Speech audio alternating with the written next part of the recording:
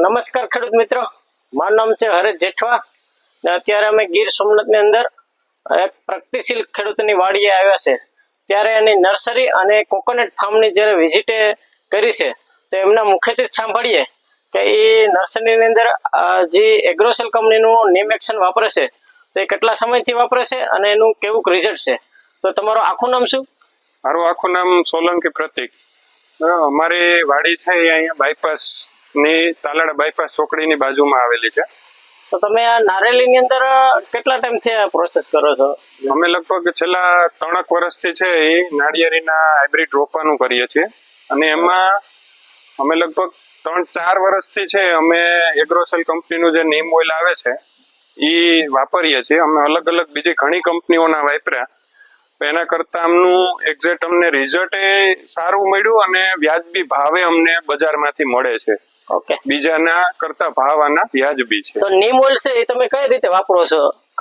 નીમ oil છે એ માની લો કે જ્યારે અમે લોકો જ્યારે જે માની લો કે નારેડીની અંદર ઇન્ફ્લોરસન્સ છે એ ઓપન થાય અને એવા વખતે એમાં ઈયળ નો એક છે એ પ્રશ્ન રહે છે. જ્યારે હજી પ્યોર મેચ્યોર ન થયા હોય, કમ્પ્લીટ ખુલ્લા ન હોય, જ્યારે ફિમેલ બટન એવા વખતે એમની અંદર છે એ પ્રોબ્લેમ રહે છે કે ઈયળનો.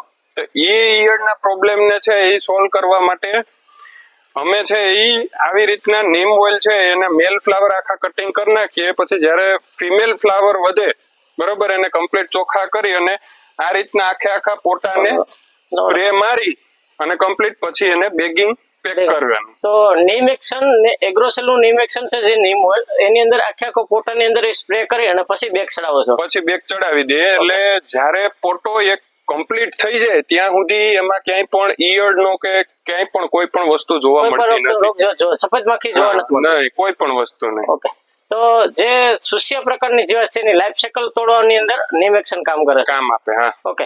પછી નારળની અંદર જયારે રોપો આ જે આપણે રોપ તૈયાર કરો નર્સરીમાં, તો એની અંદર કઈ રીતે યુઝ કરો છો? એની અંદર અમે એવું કરીએ કે જ્યારે માની લો કે જ્યારે વાવેતર કરવાનું છે રોપાનું, એવા વખતે જે બેડ બનાવ્યો તો બેડની અંદર પેલા એને કમ્પ્લીટ ખેડી અને પંપ દ્વારા છે એ આખું જમીનમાં આપવાનું અને જે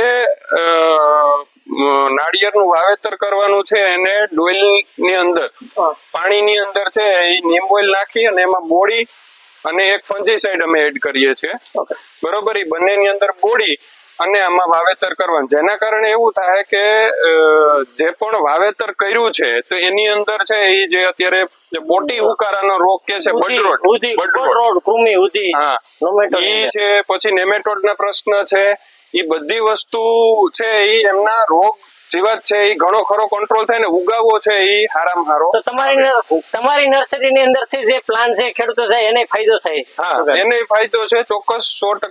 કારણ કે એ અમે જે બીજાને જોઈએ છીએ તો અમે અહીંયાથી જે પણ ખેડૂત આવે તો એને અહીંયાથી ટ્રીટમેન્ટ આપીને જ મોકલીએ. ઓકે, એટલે ત્યાં જે બડરોટના ને જે પ્રશ્નો છે એના ઘણા એમાં છે એ ફાયદારૂપ છે. આવતા નથી. હા, તો તમે જે ઉકળ બાકી વર્મી કમ્પોસ્ટ છે તેનું જે લો મટીરિયલ છે છાણિયું ખાતર, તો એને સડાવવા માટે શું ઉપયોગ કરો છો?